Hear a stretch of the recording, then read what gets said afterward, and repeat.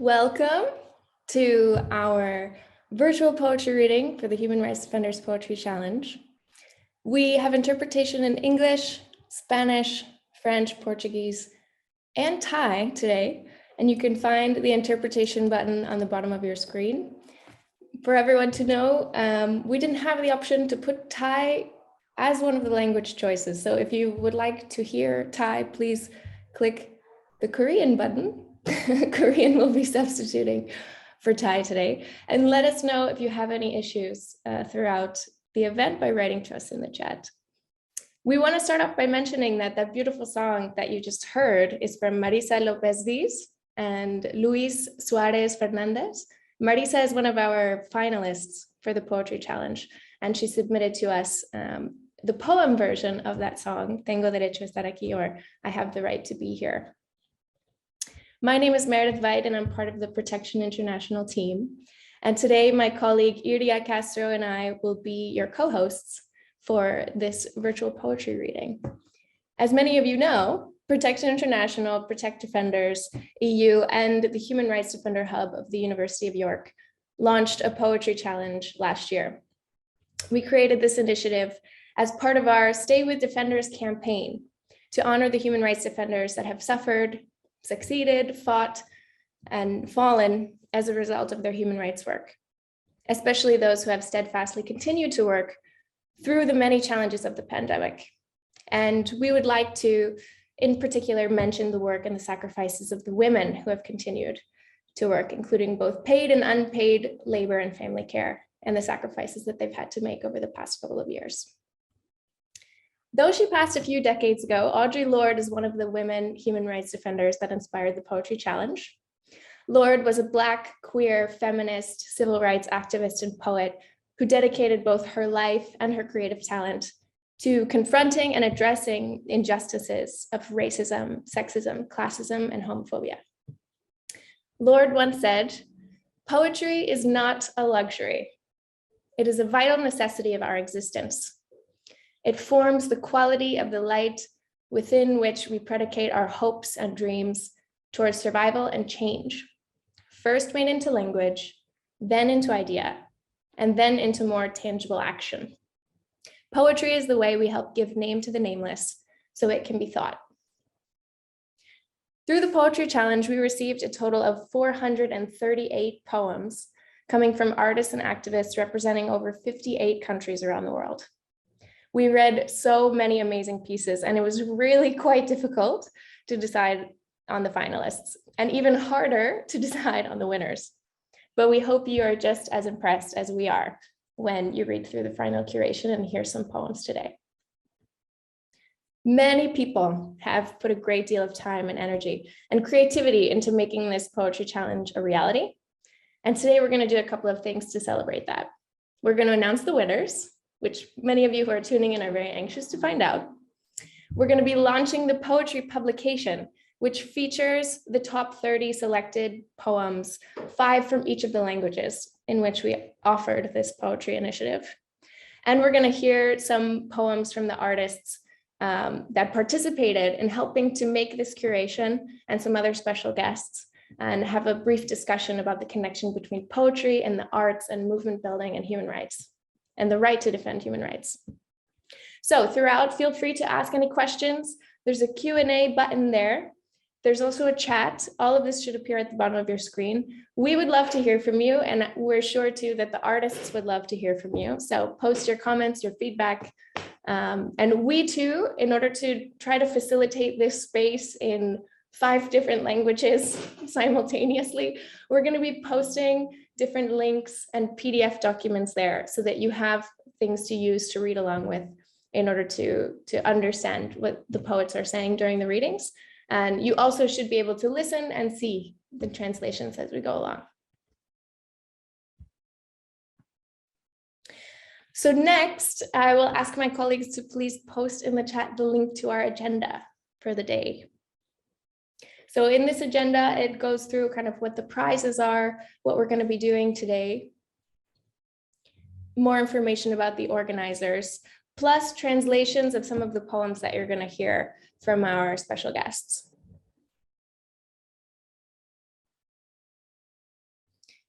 We're going to start with a brief introduction from each of the organizers. Then we're going to hear a poem from one of our judges, Robbie. We'll announce the 3 winners. Then we will release and unveil the poetry book that features all 30 of the finalists.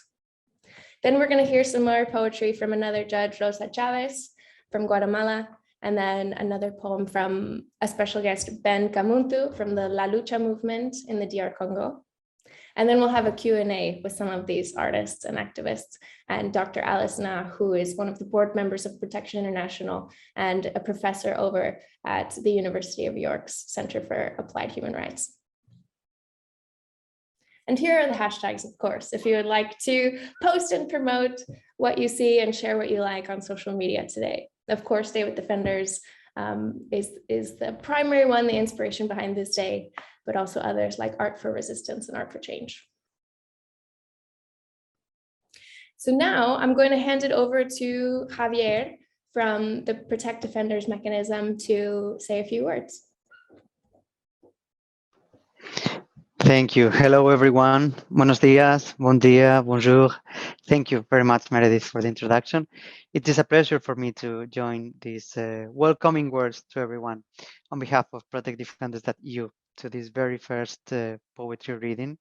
First of all, let me start by congratulating all the participants who've been part of in this beautiful initiative over the past months, and also in particular to extend our congratulations to the winners that we will discover today for their fantastic and inspiring contributions. As you know, Protect Defenders is the mechanism of the European Union for the protection of human rights defenders, and we are a very comprehensive protection program implemented by a unique partnership, an international civil society consortium, of which, by the way, Protection International is also a key member. When we first heard about this opportunity to cooperate and to collaborate with Protection International in the York University to organize this first poetry reading as part of the Protection International Stay with Defenders campaign, well, we felt it resonated very well within our mandate to provide comprehensive support to defenders and to communities facing high risk and repression as a result of their work for human rights.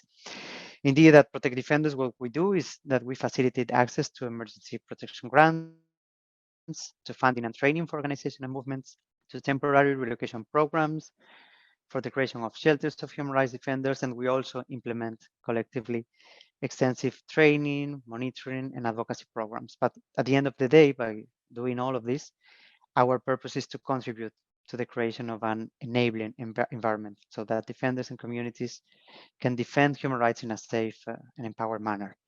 And an initiative like this poetry reading, puts us back at the heart of our mission because it helps us regain the perspective and create spaces of reflection and inspiration to pay tribute and to honor the work of the human rights defenders. It gives us an opportunity of recognition, validation, but also celebration, at times a solemn celebration, at times a joyful one, of the lives of so many people and groups that day by day contribute to protecting the rights of all. It also makes us reflect on the bridge that unites artists and human rights defenders, and how art and poetry as well as the defense of human rights are all of them universal values that unite us as human souls, regardless of our origins and circumstances.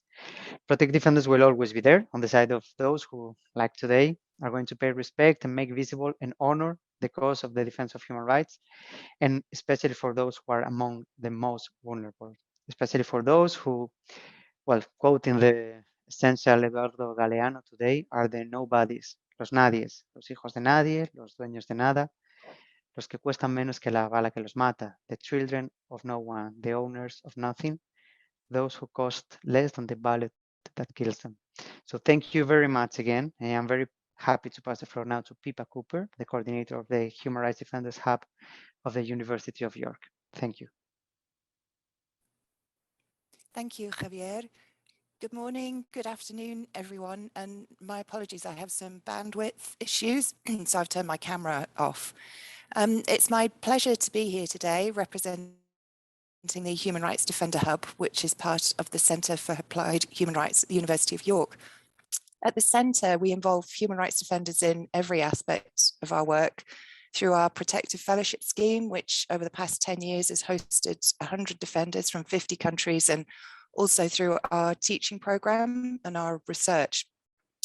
In our recent Arctivism project, we've supported collaborations of activists and artists across the world who've used theatre, poetry, art, drag performance and music to respond to the outbreak of the pandemic and its implications for activism, for human rights and for shrinking civic and political space. We're really happy to be supporting this poetry challenge, and we recognise the important role that the creative arts can play in activism.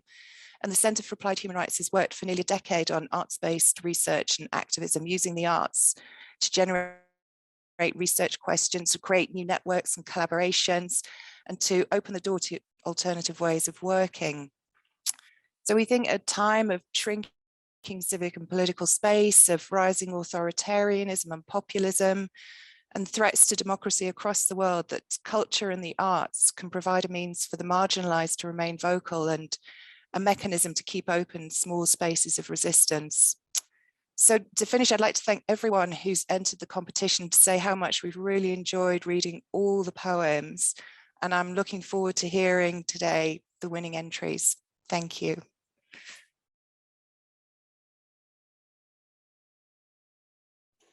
Thank you so much, Pippa. And now we'll pass it over to Mayo Campo, the Executive Director of Protection International. Great. Thanks, Meredith. Well, hello, everybody. My name is Mayo Campo. I'm the Executive Director of Protection International. First of all, let me say thank you to everybody who took part of the Poetry Challenge.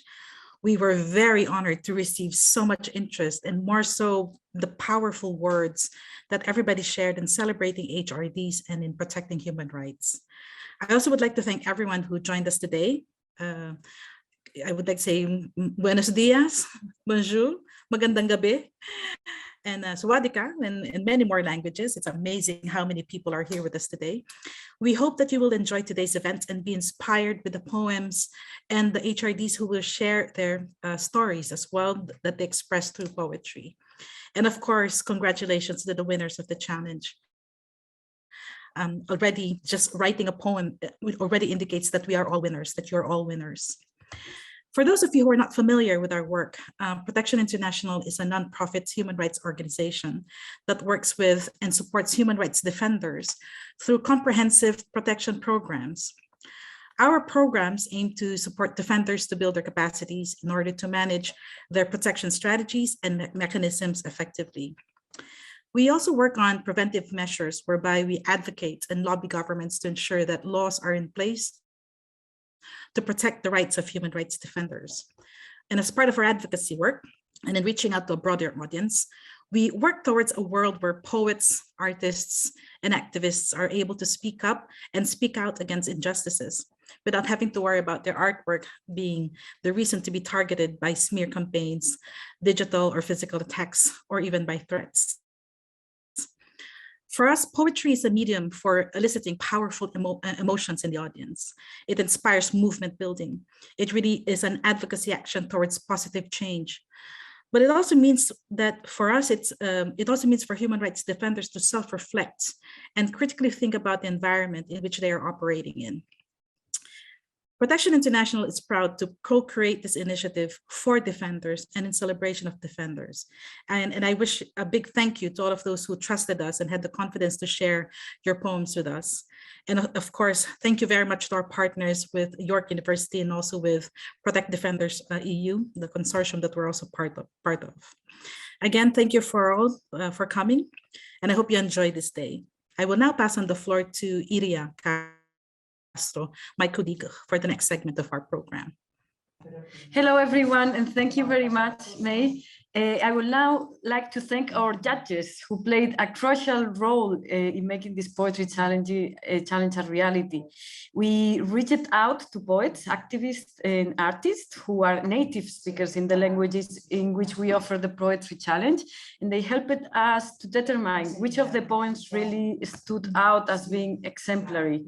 They also helped us to curate the amazingly beautiful poetry publication that we are launching a bit later today.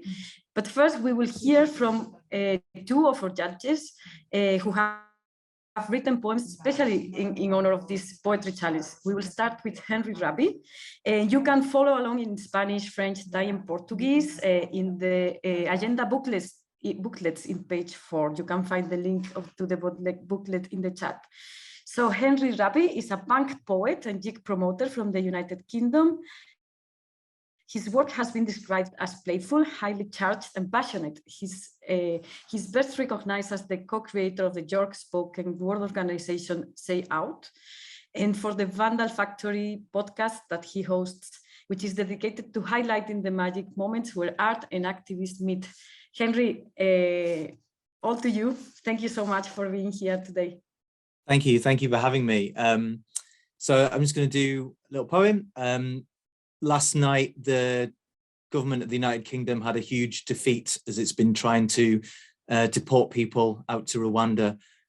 So I suppose this one goes out to all the activists on the ground and in the courts that are trying to stop this from happening and continue to keep the fight going. It's called Nightmare. Last night, I dreamed Louise Michel was standing next to me. She raised aloft a flag and shouted, "Vive la liberté." I wanted to stand and fight beside her, but she was on the other side of a border. I guess that when I wake up, I should go to work, as long as what I do doesn't cause you hurt. Now, some people get safe jobs checking passports. Some people get jobs checking trucks at the ports. Some people get jobs locking humans into vans, and some people get jobs burning down the Calais camps. But I know the human race can do so much better. I hope the human race can do so much better. Or eat your dreams, spit out the bones, hide inside your rented homes, give your health to the nightmare. At least you are a citizen of somewhere. Salaries and sleepwalking. What's that language you're talking? All these years and what's the show? Eat your dreams, spit out the bones. And if you don't want dreams, will you settle for nightmares?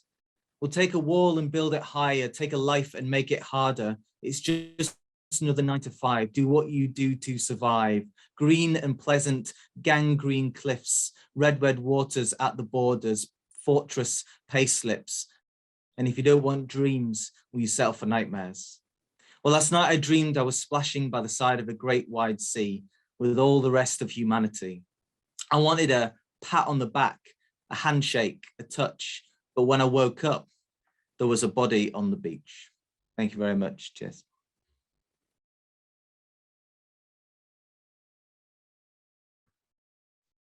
Thank you so much, Henry. And Henry's poem is also available in the book that we're going to launch a bit later today. And to move on to the highly anticipated moment of the day where we announce our winners, we have a special guest from the European Commission who has submitted a video for us in order to help us announce the third place winner. So we will play this video now. Hello, my name is Chiara Adamo. I work at the European Commission, and we do support a mechanism for the protection of human rights defenders worldwide. Today, it's my pleasure to announce the third place winner at the Human Rights Defenders Poetry Challenge. And the winner is Mek Krueng Pha from Thailand. Congratulations to you for the poem, Remember We Are All By Your Side. I was really stricken by your poem, and I picked it because it sends a message of hope and solidarity. And it is really important, I believe, for human rights defenders to know that you are not alone. So, remember, we are all by your side. Long as the road may stretch, do not lose heart.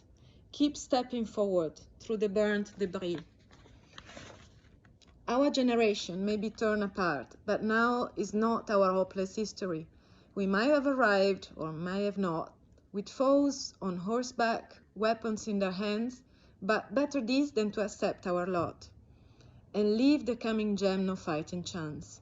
Young people's job, lead all society to make forward strides, scatter the riches above among the mob, demolish too the heaven that divides. There are no ifs nor buts. Our parents' generation was thoroughly crushed. How tragic that voice, my sweet, you consume, still echoes every night, each cannon boom. On the road of fighters that will know no end, the ones who came before lie dead, uncovered. Their bodies caution, watch your step, my friend, and nightly to protect their spirit hover. While at some point the twistle and thorns are bound to heart, and some let old sores fester, ooze. Know that as always, when you look around, we, your kin, will be there. Never just you, no. Even if you must go underground, you are the only way out or a way through. Listen. A voice of the wretch jolts the heart awake, saying, the path you have chosen is not a mistake. Thank you. And with that, to say a little bit more about our winner, Mek Krueng Fa, which is his pen name, and who's the author of this poem, has been interested in politics since he was 15, after witnessing the dissolution of the Red Shirts rally in 2010 and the 2014 coup in Thailand. He then began to write and perform his own poems in various protests and public gatherings to oppose the military dictatorship. This poem was selected because we felt that it speaks directly to defenders, reminding them that the path you've chosen is not a mistake, even if you feel dismayed when you look at all those other defenders who have fallen. As the title implies, it reminds defenders that they are not alone, even when the thistles and thorns of the work start to hurt. This message is about the determination and solidarity, and that HRDs are key for getting us through the challenging circumstances that we experience in our societies. And a quick note to the interpreters, we're trying to find Mek in the audience at the moment in order to promote him to a panelist so that he can turn on his video and audio. But when he comes on, we will not need interpreters to translate this. Hopefully everyone will be able to follow along. We're posting a PDF with the translation of this poem in the 6 languages in the chat that you can click and download in order to read as you listen.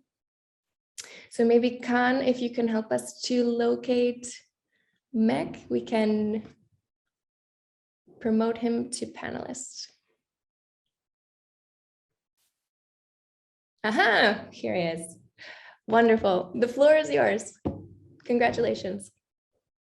ครับก็ขอบคุณนะครับสำหรับโปรเจกต์นี้นะครับที่ทำให้ Yes, I just สิ่งที่ผมดีใจมากที่สุดก็คือ to turn on ได้มีโอกาส his สื่อสารกับ video คน and to say ที่ something เผชิญสภาวะเดียวกันในที่ต่างๆทั่วโลกนะครับบทกวีบทนี้มันค่อนข้างมีความให้กำลังใจตัวเองอยู่ในระดับหนึ่งเนื่องจากว่าสถานการณ์ที่กำลังเป็นอยู่ตอนนี้รวมทั้งสภาวะจิตใจของผมเองด้วยเนี่ยก็มีความรู้สึกว่ามันเหนื่อยแล้วก็สึกกร่อนพอสมควรไม่นานมานี้ประเทศไทยเพิ่งมีกวีนักเขียนที่ต่อสู้เพื่อประชาธิปไตยเสียชีวิตติดกันเนี่ย2 คนนะครับคนที่1ก็คือคุณวัดวลียงกูลซึ่งลี้ภัยอยู่ที่ประเทศฝรั่งเศสหรือเปล่าคะหลังจากมีการรัฐประหารเกิดขึ้นในประเทศไทยแล้วก็อีกคนหนึ่งก็คือคุณวาดวีนะครับซึ่งก็เคยเป็น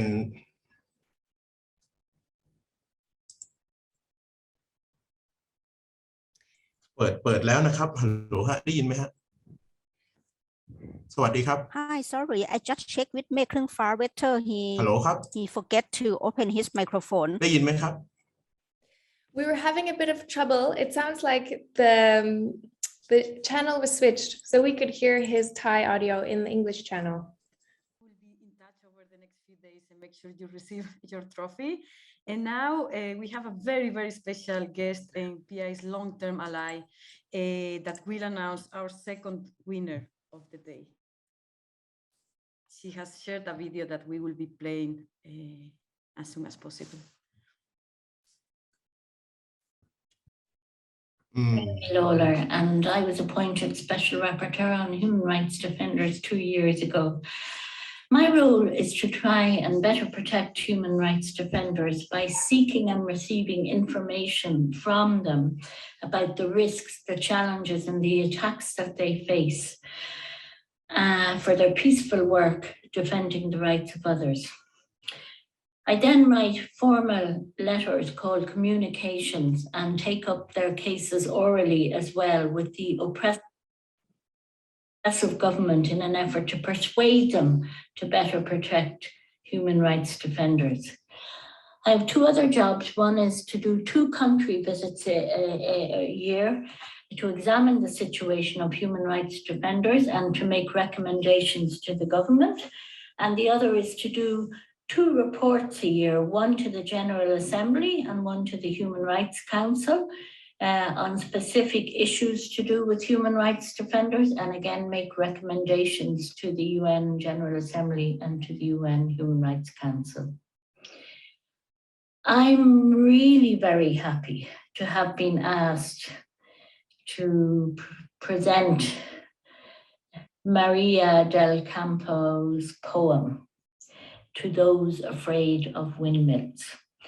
From the very first line, I just fell for this poem. I think it's just so authentic, and it speaks to and empathizes with human rights defenders as they constantly try to find fresh hope and fresh heart and fresh courage in order to carry out their work.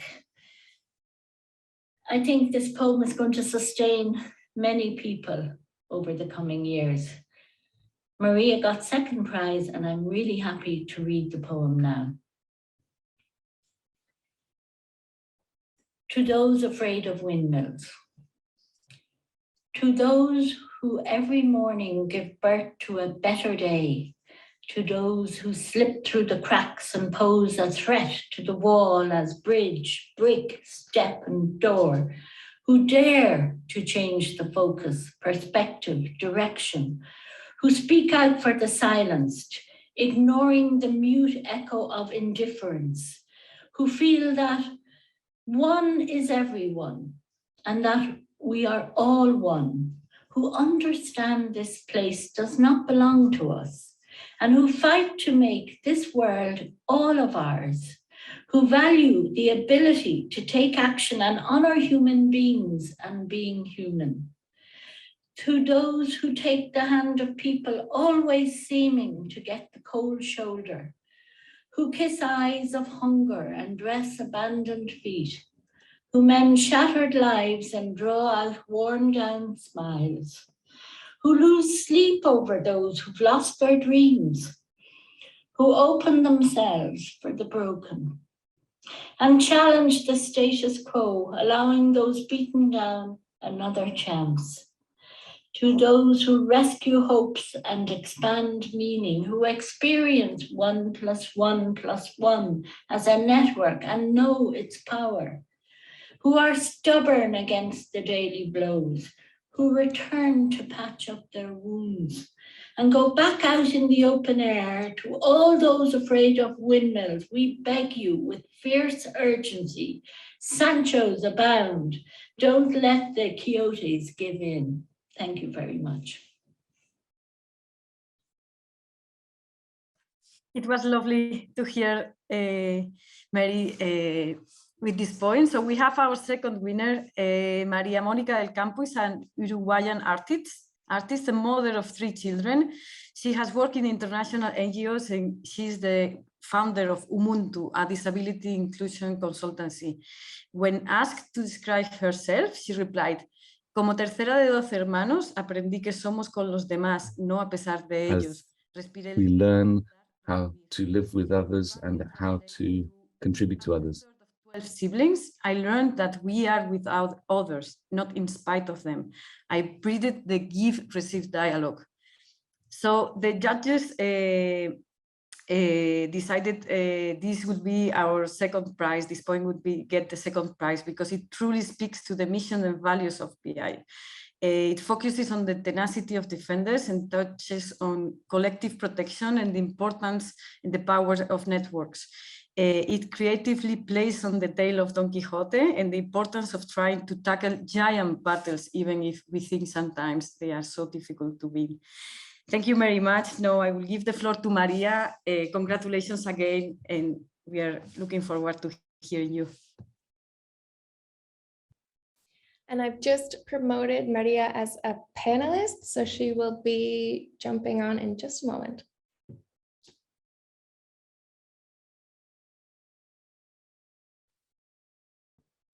Buenos días a todas y a todas.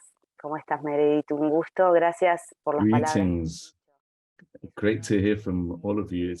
It's a great honor to receive this prize, and thanks to the organizers and those who supported us, because there were over 400 people who were included in these reflections. Now, one point I wanted to make is that we have the original soundtrack of a Uruguayan artist included, and you can see that in the leaflet.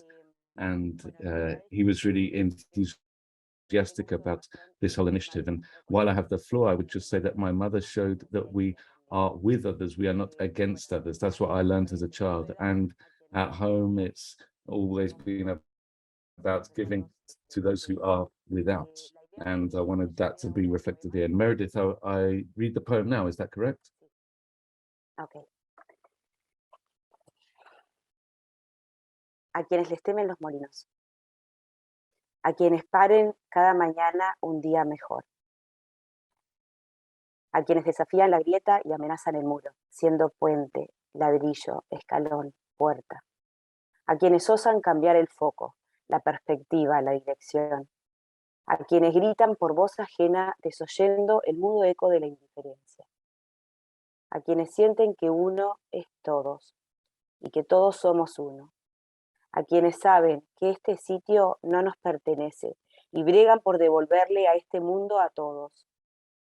A quienes honran la capacidad de hacer y engrandecen al ser humano y el ser humano.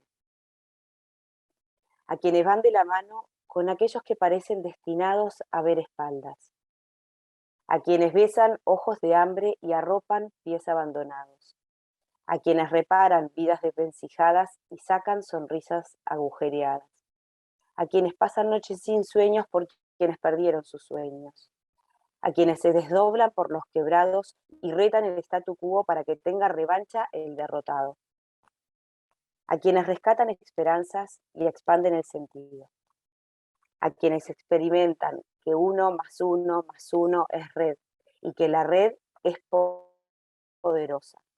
A quienes se empecinan contra las lanzas cotidianas, regresan para emparchar sus heridas y salen de vuelta a la intemperie.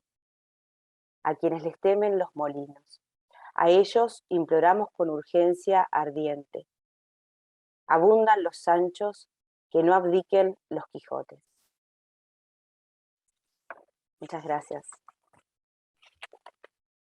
Thank you so much, Maria, and congratulations again. And now we're going to pass the floor over to Protection International's Executive Director, May, who is going to announce the first place winner. Great, thanks, Mere. Wow, it's really my honor to announce the first prize winner of the Human Rights Defenders Poetry Challenge. This poem is witty, comical, packs a punchy message that many HRDs can resonate with.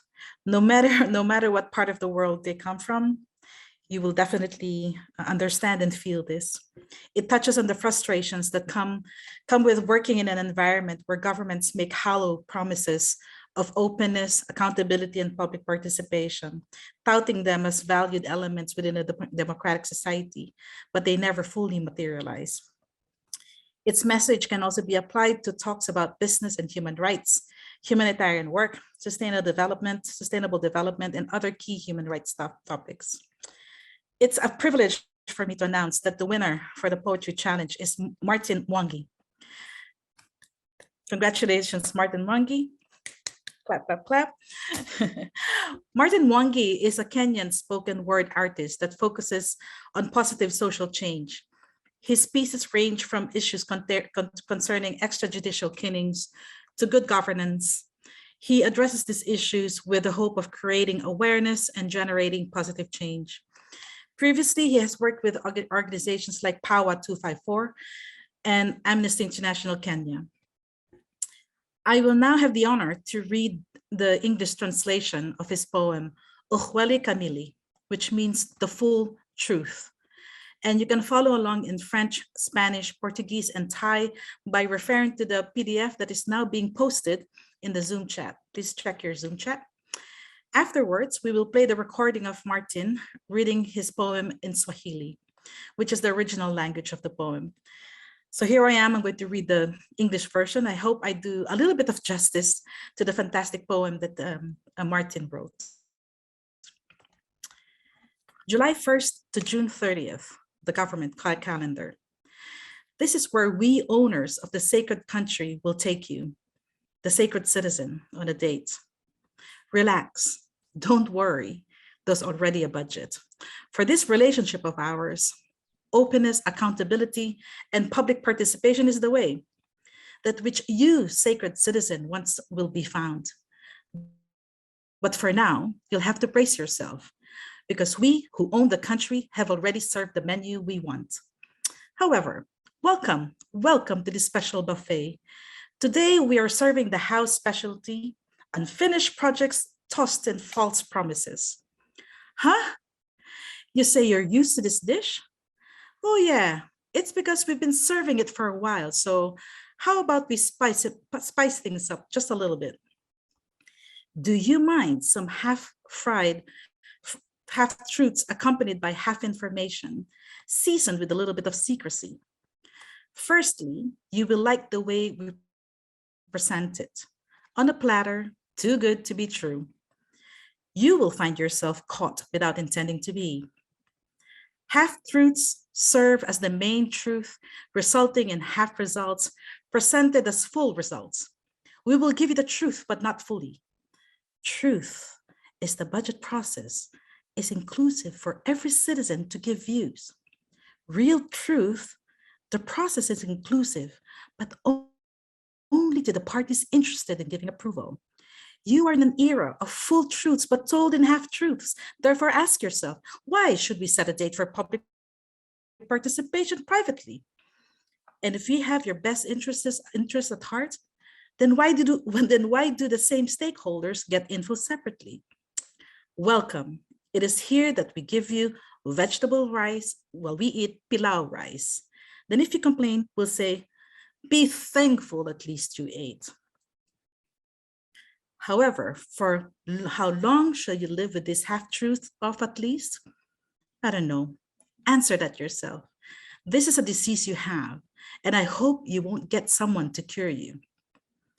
Another truth, we have a national budget, very comprehensive, with a total figure of how much money it will cost. Real truth, we created this budget with no money. They are just mere figures and projections for where we will get the money. It's like this. We, the owners of the country, have decided to burden you, the citizen, with the task of raising funds for the budget.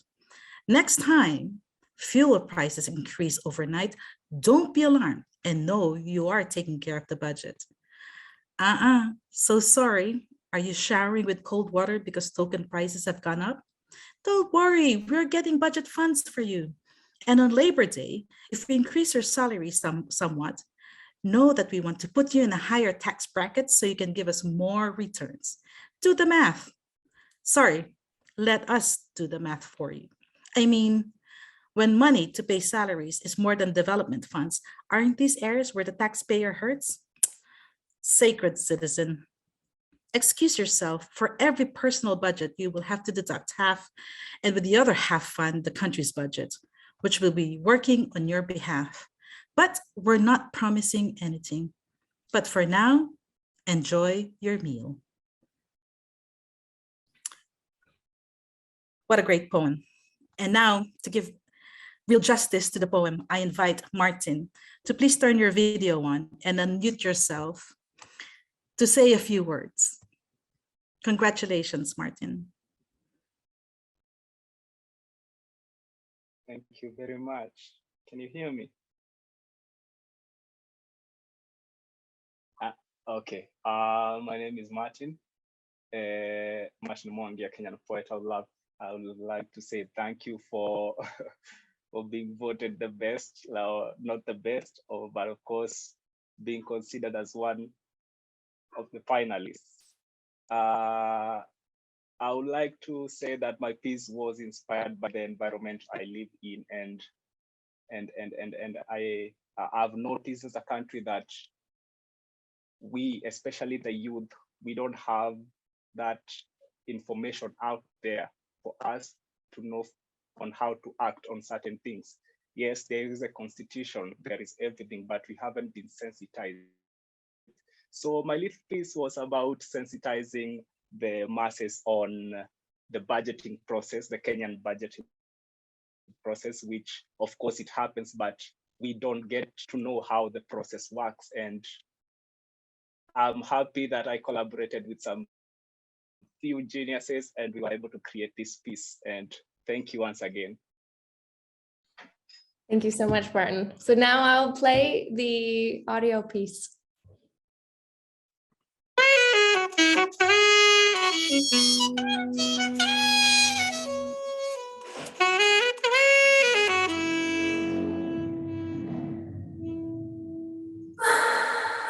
July 1st to June 30th, the government calendar.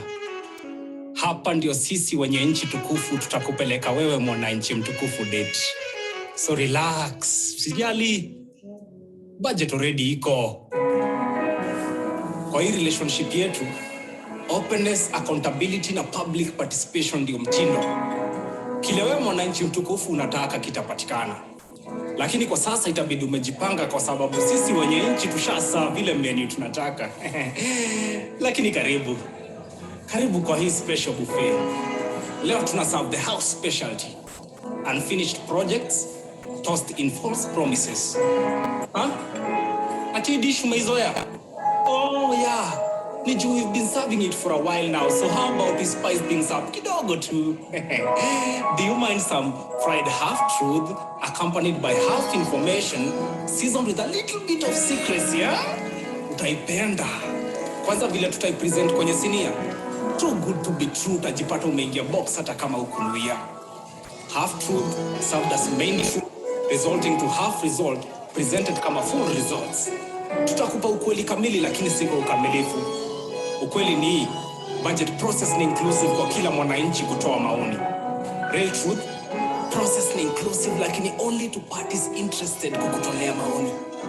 Uko kwa era ya full truth but told in half truth. Kwa hivyo jiulize, kwa nini tukuwekea tarehe ya public participation privately? And if at all you have your best interest at heart, then kwa nini washikadau same wanapata info separately? Karibu. Ni hapa tutakupa mchelenjeri sisi tukila pilau. Kisha ukicomplain tunakwambia wewe shukuru umekula angalau. Lakini for how long shall you live na hizi half truths angalau? Mimi sijui. Wajibu. Uni ugonjwa uko nao and I hope utapata wa kukutibu. Another truth. We have a national budget, very comprehensive with a total figure of how much money it will cost. Real truth?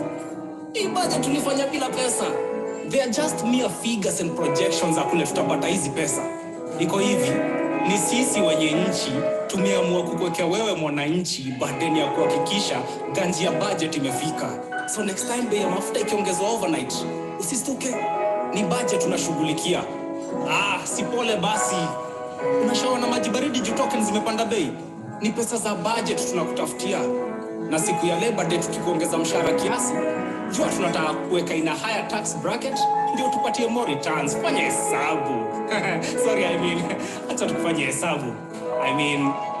Pesa za mishahara ikizidi ya maendeleo, si kuna maeneo fulani mlipa ushuru wanaumia. So jiwie radhi mwananchi mtukufu juu kwa kila personal budget itabidi umekata half, ndio the other half you fund the country's budget which is supposed to be working on your behalf. But you're not promising anything. But for now, enjoy your meal.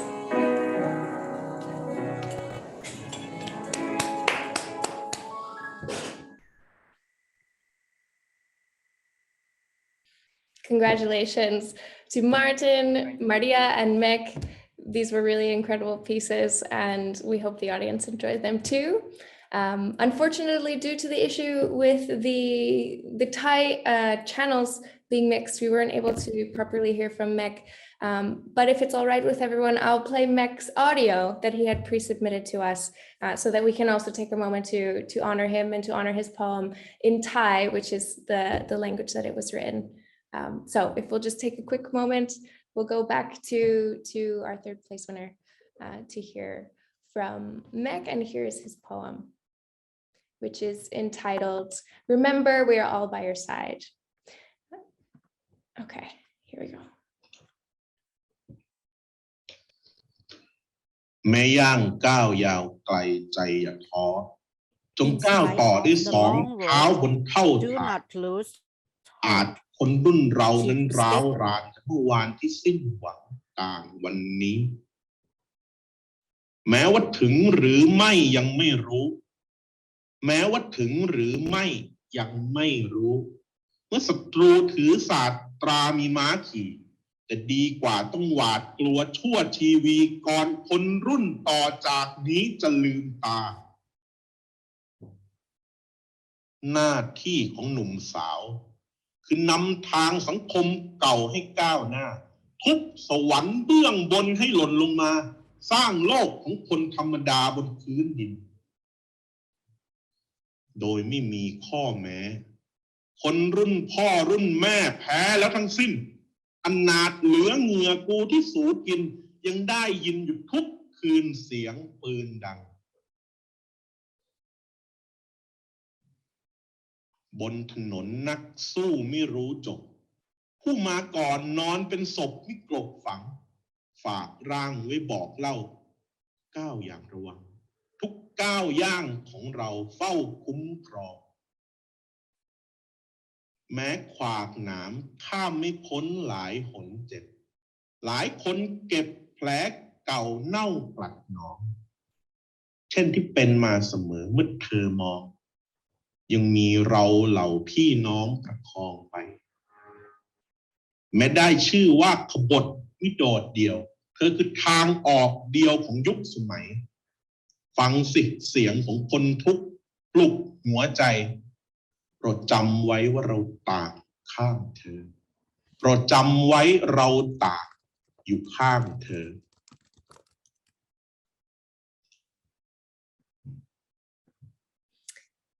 And there we have it. So those are the poems of our three winners. Congratulations again to everyone for the amazing work and all of the effort.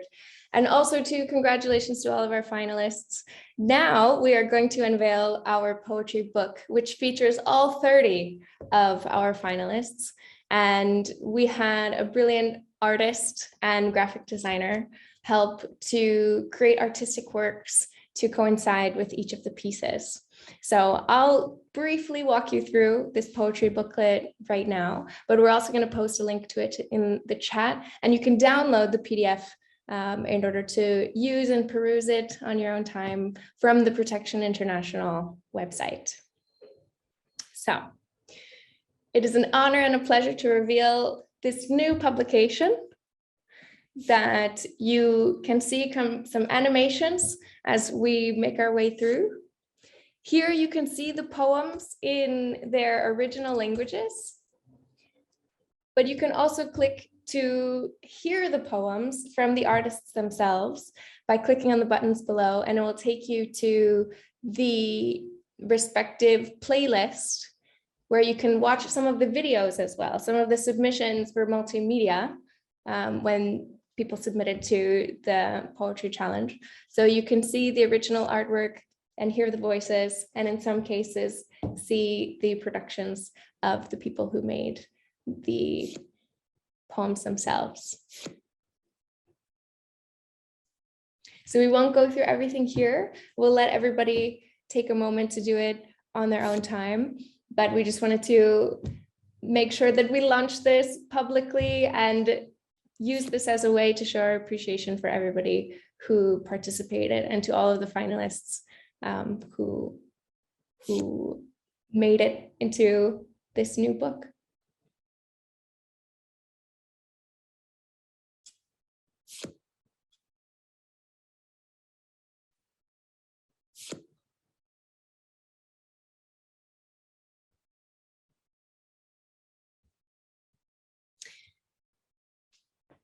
And so now we've come to the point of the poetry reading where we're going to move forward with hearing more poems.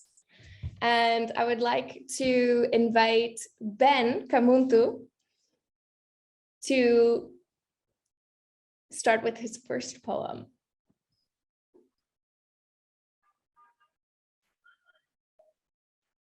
Thank you very much. Merci, Aksanti.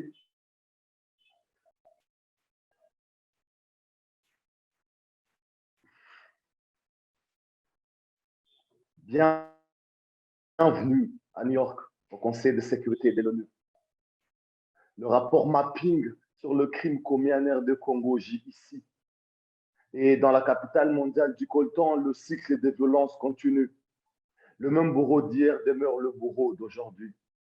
1993, 1996, 40 incidents répertoriés au Welcome to the UN Security Council in New York.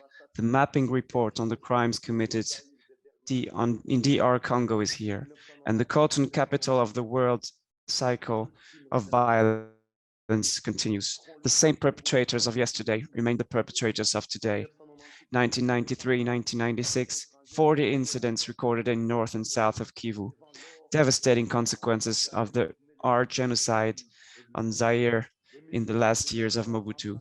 In the 1996-1998 First Congo War, 238 crimes recorded, illustrating the sound of rubber boots and the desire for revenge.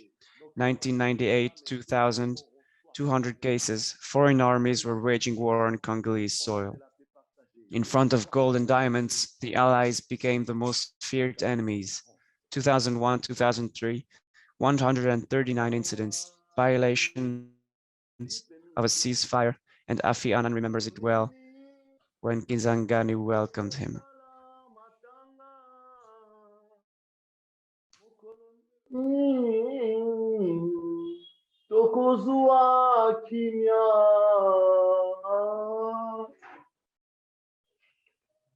Le rapport détaille la situation géographique de tous les crimes, comme les jeux sombres de Kisangani, Kaseseka, Sika et Makobola.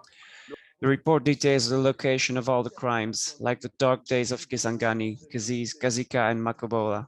The report details the modus operandi of the extermination of the victims, tied up, disemboweled, mutilated, burnt alive, raped like Yvette and Malaika, but not a single name of a criminal.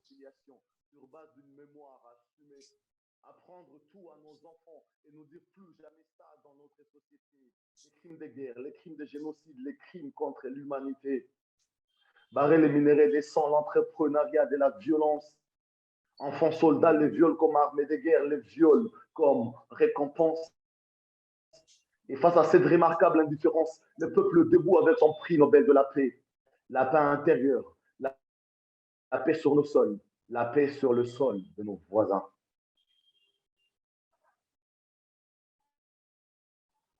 Peace, paix, Amani, Agoma, Walikale, Ruchuru, Massissi, Sake, partout en RDC, partout en Afrique, partout dans le monde. Thank you very much. Merci, Aksanti. Thank you very much, Ben.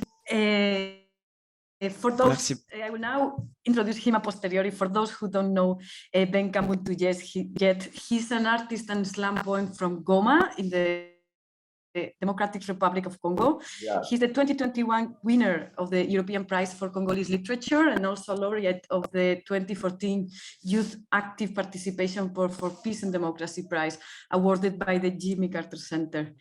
As a founding member of the Goma Slam Session Collective, he devotes his pen and his voice to the promotion of human rights and peace. He maintains the dream of a world where people are at the center of all concerns. He's an active member of Lucha, a non-violent and non-partisan citizens movement that fights for social justice and human dignity in the Democratic Republic of Congo. And it's also a movement that Protection International works closely with. Today, Ben just performed his poem Bosembo, and as you saw in the chat, you can find the translation in the booklet that we shared with you before.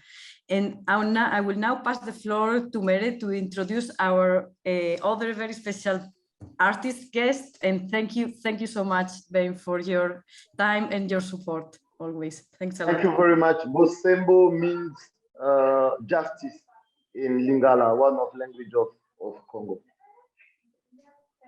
Amazing. Nice. Thank you so much, Thanks Ben. a lot. And we're going to ask you in the Q&A shortly a little bit more about La Lucha and the movement and your human rights work in relation to arts. But for now, I'm going to introduce our next poetry reader and poet, Rosa Chavez. She was one of the judges that was helping us to select the Spanish poems for the Poetry Challenge. She is an artist and an educator of the Maya Quiche origin. She's currently the coordinator of the Movimiento Poético Mundial, the World Poetry Movement in Guatemala, and she's a member of Just Associates, or JAZZ. Rosa has two poems that she would like to read for us today. One is entitled Defend Your Blood, and the other has no title. And you can find the translations of her poems in English, French, Portuguese, Thai, and Swahili in the agenda booklet, starting on page 6 in order to follow along. So now I pass the floor over to you, Rosa. Thank you again.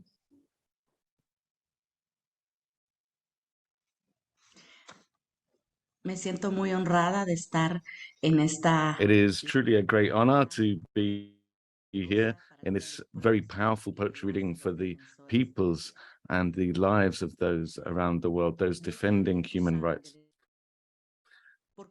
Defend your blood because it flows into your heart. Defend your body because your palpitations nest there. Defend your spirit because without this, your heart becomes nothing.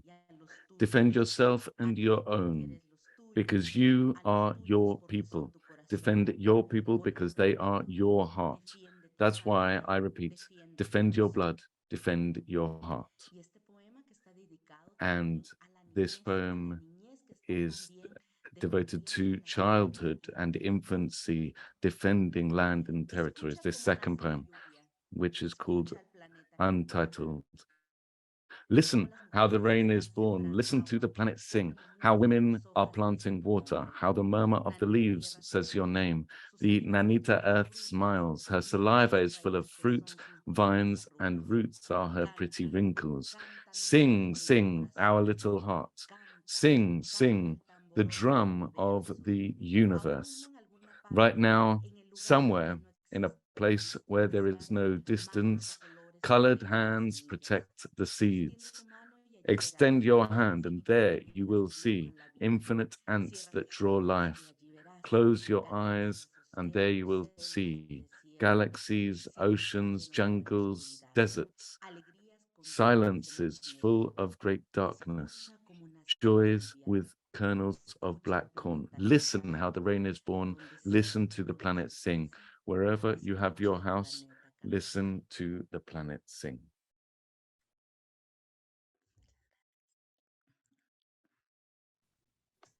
Thank you so much, Rosa. And we'll keep you here and we will invite our other two panelists to the discussion. Ben, we can have you turn your video back on, and we'll also invite Dr. Alice Na, who is an academic and activist at the University of York, who is also one of the board members of Protection International, to have a brief discussion and to talk about this whole project and how poetry and art relates to the human rights movement in a more tangible way. So first, I would like to pin Alice. Alice, thanks for joining us today. And I wanted to start by asking you more of a fundamental question. What is the connection between poetry and the right to defend human rights? Thank you so much for inviting me to be part of this event. It's really extraordinary to listen to the beautiful and evocative poems that were read today by such talented people from around the world. So I really, really enjoyed this session. It's a really good question that you ask. And as I think about this, I think about how poetry is such an essential tool or a method for expressing ourselves, but not just expressing ourselves, of knowing ourselves, and of writing down and saying out what is deep from within our hearts. And what So your question about poetry, you know, and it makes me think about how it is different from other forms of writing, like essays or reports that we're used to. And I want to come back to the poet Audrey Lord, who you quoted as you started the session. And she says this: of all the art forms, poetry is the most economical.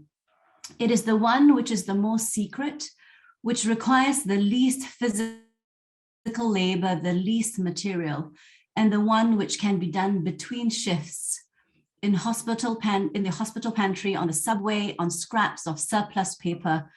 And she talks about how, you know, as you write prose, you know, prose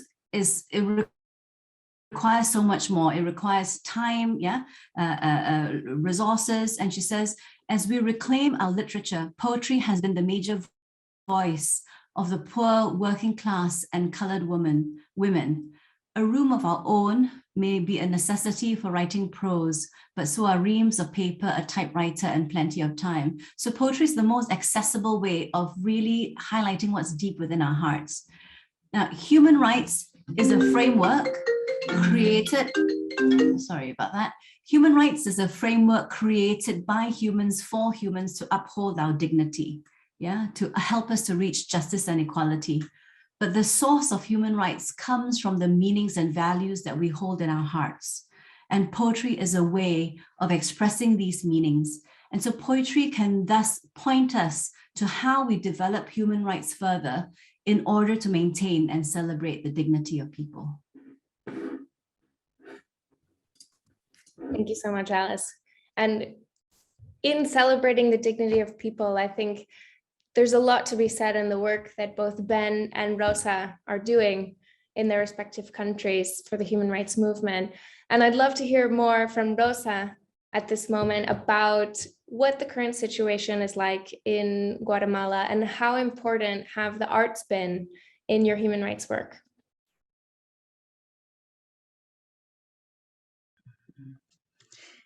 Muchas gracias. Pues es un momento, un periodo muy... Thank you very much.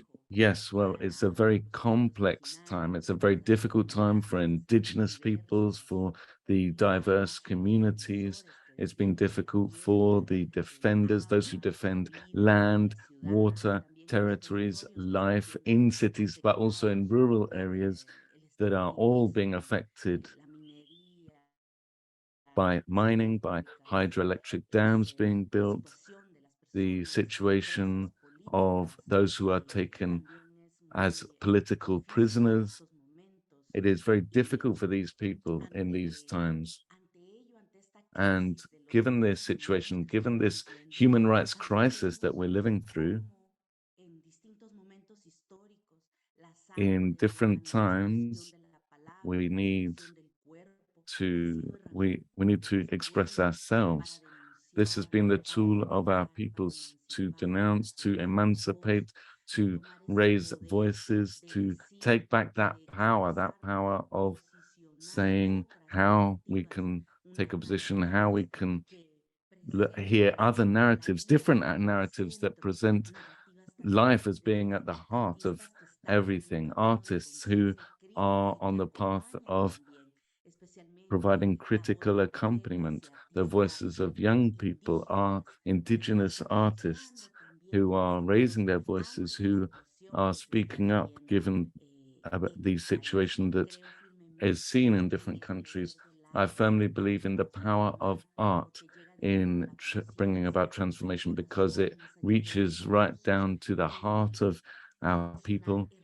It is a very powerful tool to decolonize, to break down the barriers of fear, to break down the barriers of silence, to give a thrust to our hearts, to push us forward, to raise our hearts and to raise our spirits as well. In the Cosmovision, we speak about the spirit of art, the spirit of our words, the power that words have, this power to seek a better life for the peoples, the communities, the defenders of human rights. Thank you.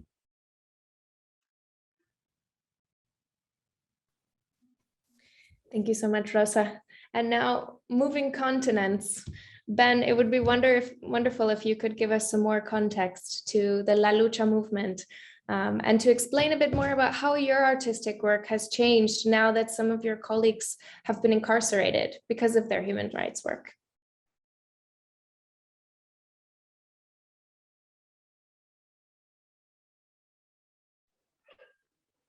Yes, thank you. Je me présente encore. My name is Benjamin Campos. My name is Ben Camonto. I am part of La Lucha. I am a slam artist. And as Alice said, art is a way to celebrate humanity. It is also a way to express resistance, because as we are human rights defenders, I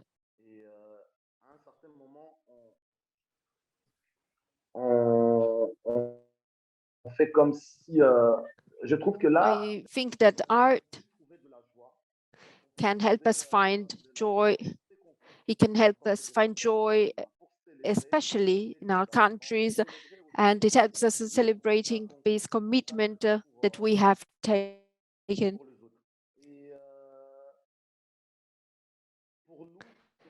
For us, especially in the Great Lake areas, art is very important because it is a way to express ourselves, but it is also a way of transcending things.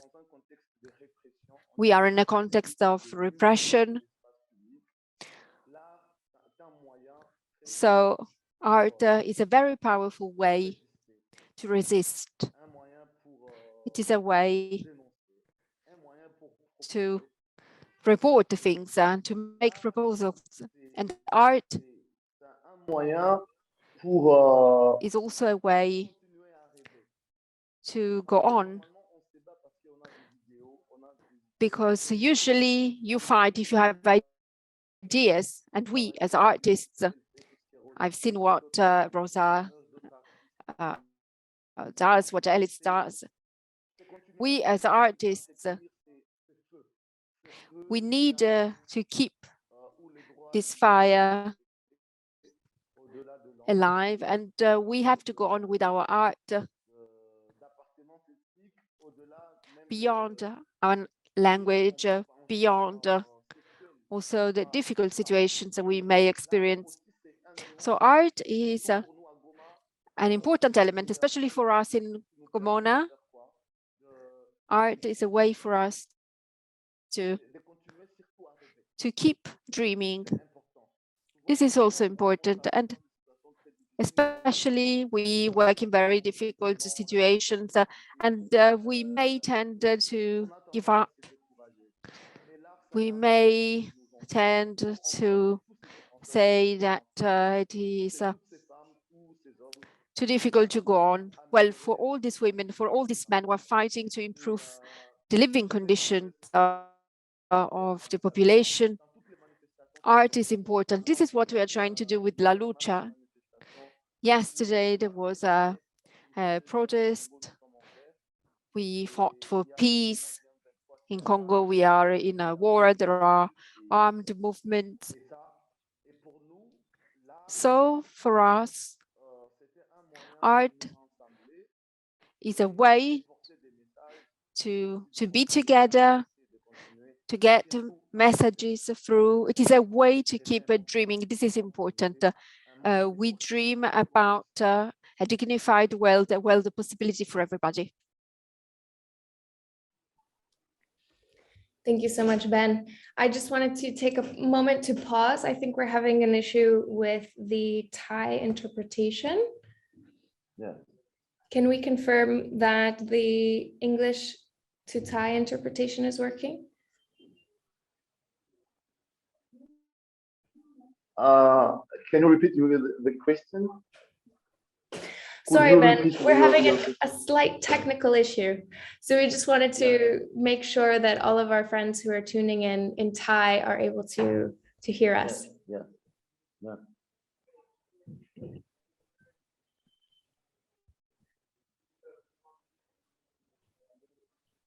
Okay, perfect.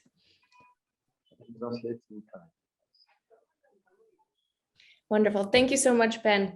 And you mentioned too that poetry can be a way to express and celebrate the human rights work that we're doing in a form of joy. And I wanted to take this and ask Rosa as well. Rosa, in a lot of your work and in a lot of work of activists and poets, you talk about very serious and real injustices that can be very heavy. And you express it in a way that's both beautiful and powerful. What is something that poetry offers as an artistic expression that other mediums may not?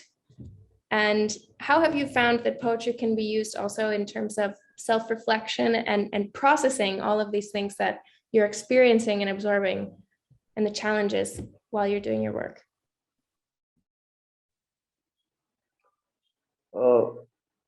Oui, l'art, je pense I think that we are in a world where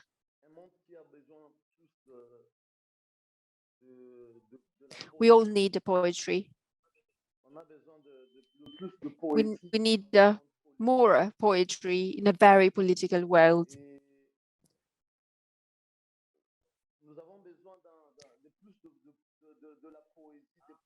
We need more poetry, more art, because everything is dominated by politics. So I think that poetry is a way of expressing ourselves, is a way to resist, it's a way to have an impact on politics so that politicians can take measures and decisions to make changes.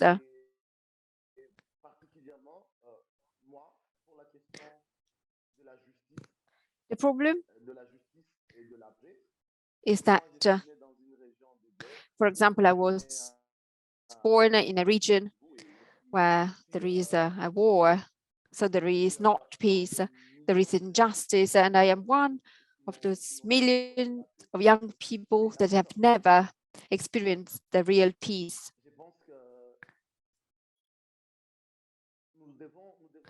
And I think that we need to be able to bring a hope and turn hope into real actions, and art, poetry is a way to do that.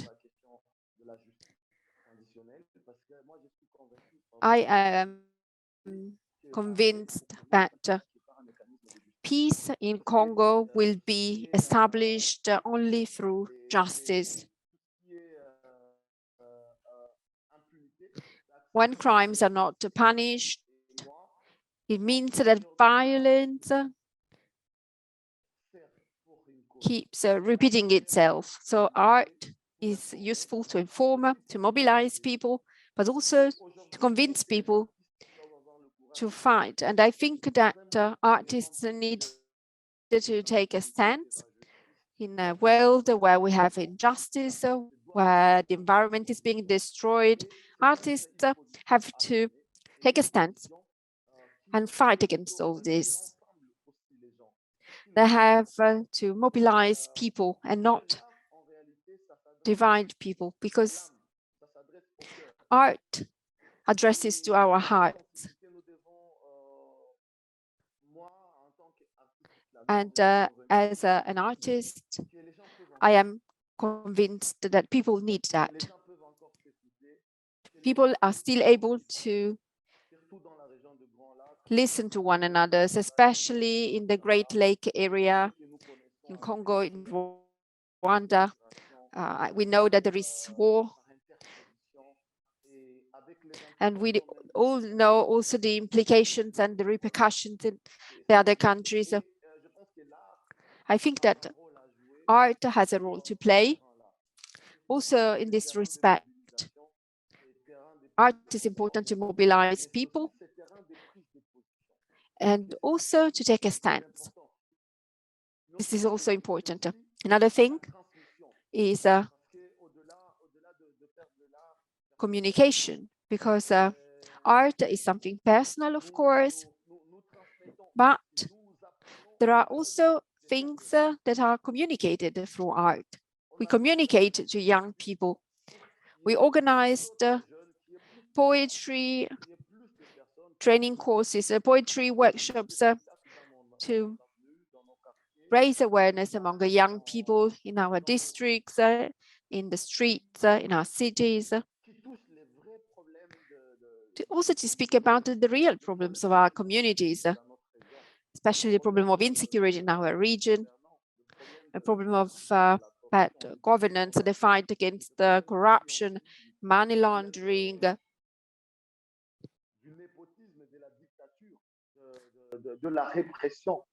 nepotism, dictatorship, repression. All these problems are also tackled by art, by poetry. So poetry helps us to find the humanity we have in ourselves. Thank you, Ben. And a similar question for Rosa. Why do you choose poetry as your medium of expression in order to process and write and speak and perform freedom of expression in a way that helps to make the human rights movement move forward?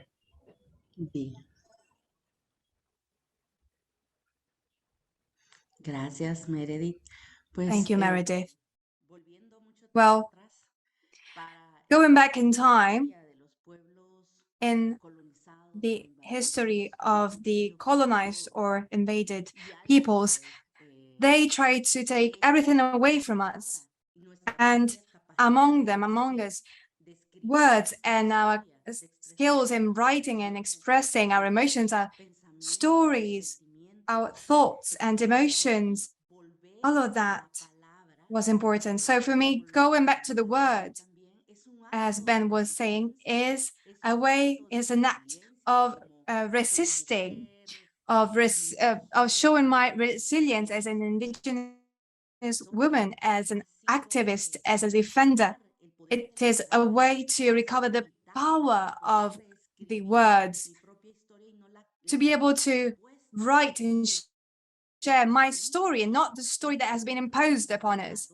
Thanks to that we see the transformative power of words and poetry, because through poetry we can share our own stories and our visions of the world and our emotions, because we have the right to say and share our emotions.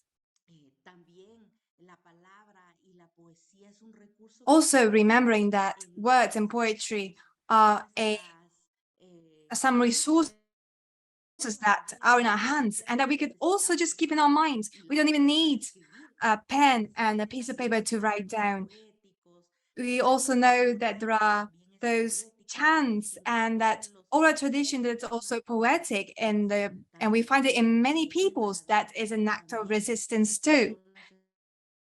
And it is also a wonder how so many people in history, and in Guatemala too, where we have Diran Cabanda, a leader of the Cabo River community. He wrote down words on his house and transformed ideas of justice and power in poetry. Furthermore, we can transform cruel and difficult situations into beauty, into that critical type of beauty through poetry that we can share with others.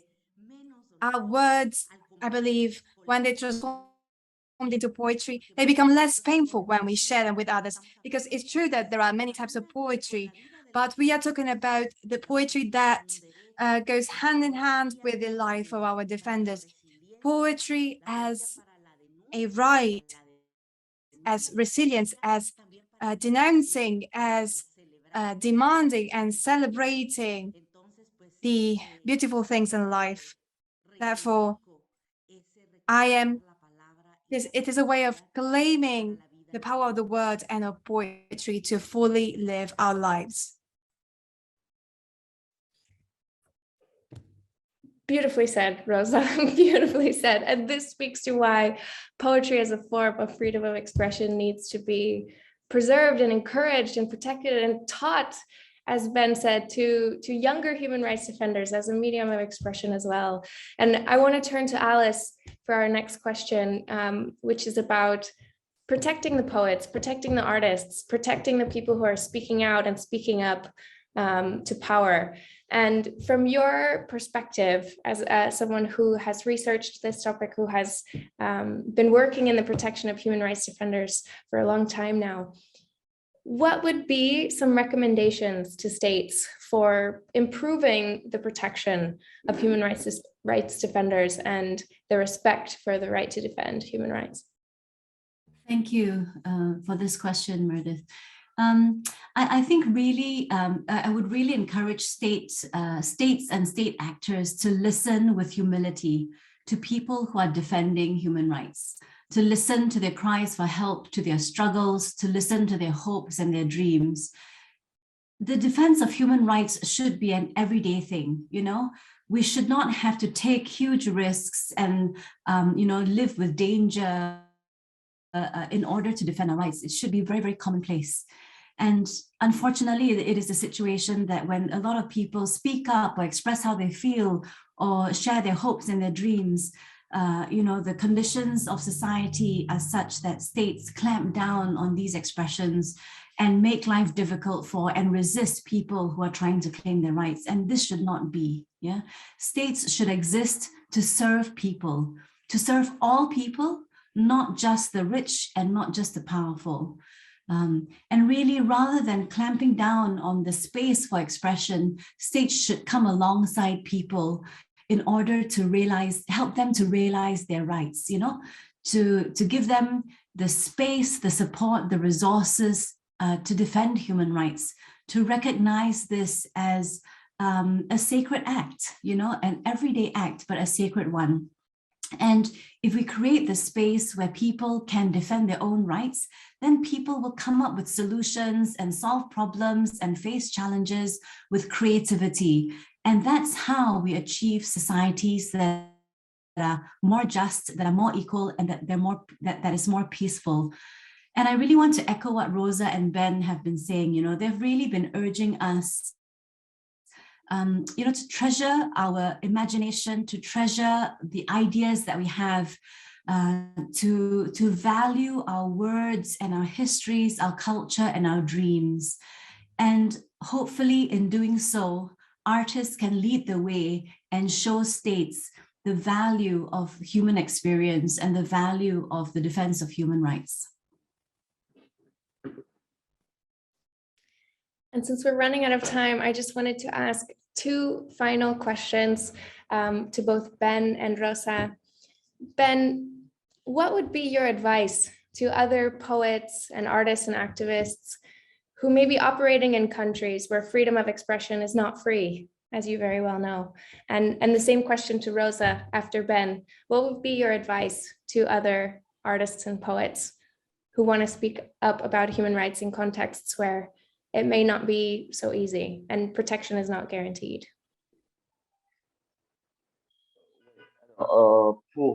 Je tiens d'abord à féliciter les gagnantes. So first, I would like to congratulate the winners. Congratulations to all the young girls and boys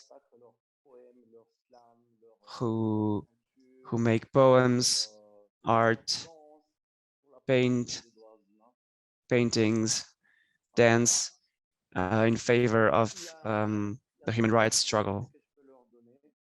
If I can give them one piece of advice, I would like to tell them to keep on dreaming. Keep dreaming because people are listening to you. One day or another, we end up thinking that people don't listen to us, but it's not true. There are always people listening, at least one person listening to us.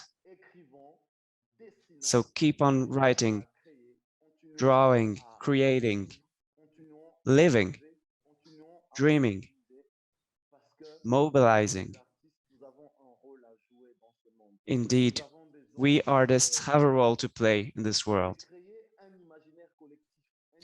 We must create a collective imagination where it is possible to live in a fair way, in justice.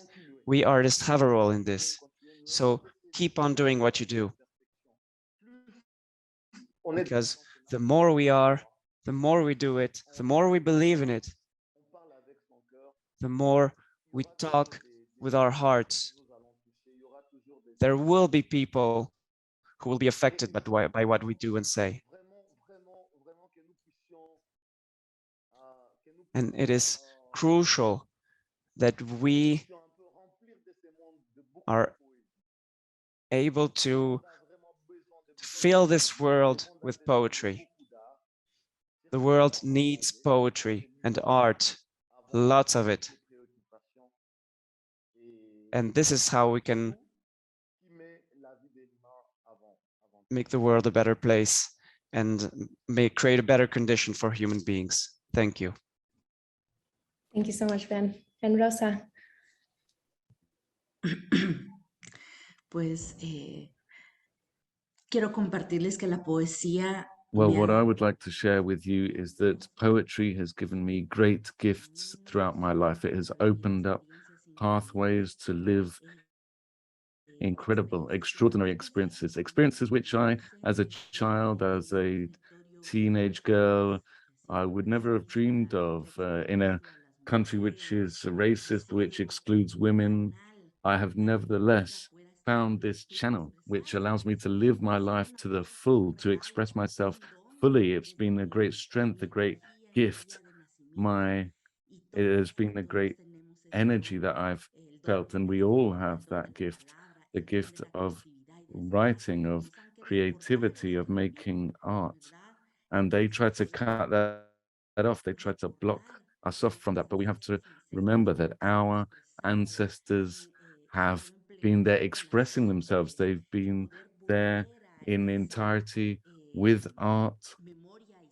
And this historic memory has been there. We have this in our genetic memory as well. And it's just waiting there to be released. And those who do art, who write, who make poetry, we'd encourage them to continue coming together, because poetry and art, they are a medicine for a world that hugely needs it. And art and poetry have accompanied rebellions, social transformations in different periods of history. And this is our time in history. This is our history now that's being made. And art and poetry are a tool for transforming that history. And I would like to echo the congratulations to the human rights defenders who have shared their poetry. I'd like to congratulate those who have won and encourage them to continue working. Thank you very much to Protection International for this invitation to share in such. And thank you all so much. Thank you to our panelists, Alice, Ben, Rosa. We really appreciate all of the support and the work that you've put into making this possible. We're going to go off on a reel of thank yous at the moment. Ouais.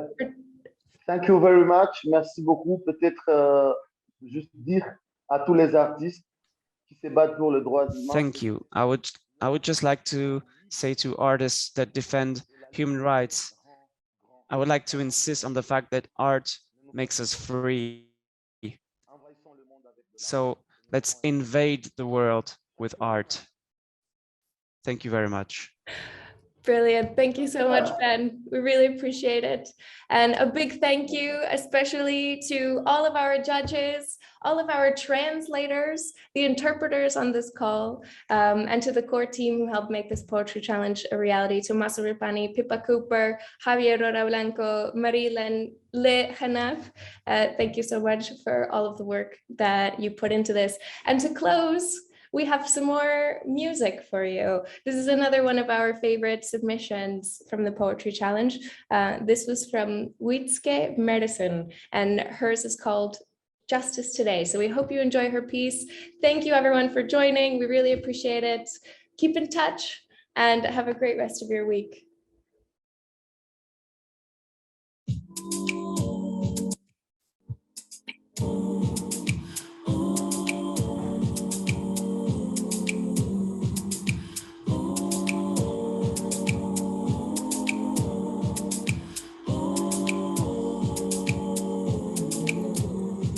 What's the lesson, the takeaway from the oppression? They question themselves into their dust and depression, suppressing the anger because they gotta be nice, turn their truth to our lies to be safe with us guys. So don't protest, no strive to protect their life, just a butter knife inside. They got 25 to live in sight, or unite with their brothers who died for no other reason than standing upright. That's the reality of every day you see, but oh, it ain't got nothing to do with you and me. We see all equally, all lives matter to me, blinded by the brightness of our white supremacy. Forgive me for not having stood up in the past, for allowing this type of hatred to last. Racism first class while saying in Salah that everyone is equal in the face of Allah. We won't move, we won't sway. We did not come to play.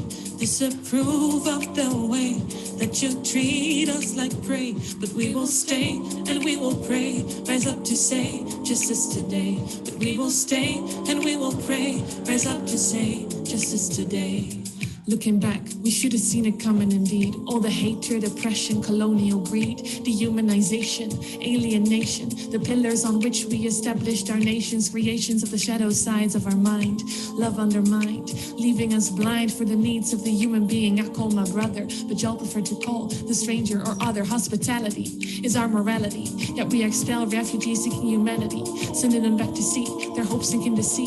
A modern odyssey, hijrah of broken dreams. Yes, the struggle is real too in our time. What's going on in Israel and Palestine? Apartheid redefined, though recognized as a crime. Just the same old recycling of hateful paradigms, denied their rights, like the Uyghur in China, or the Kurds, Rohingya and Oneida.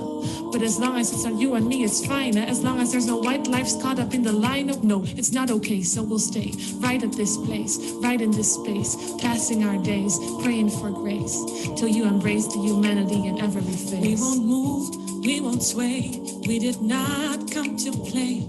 Disapprove of the way that you treat us like prey, but we will stay and we will pray. Rise up to say justice today, but we will stay and we will pray. Rise up to say justice today.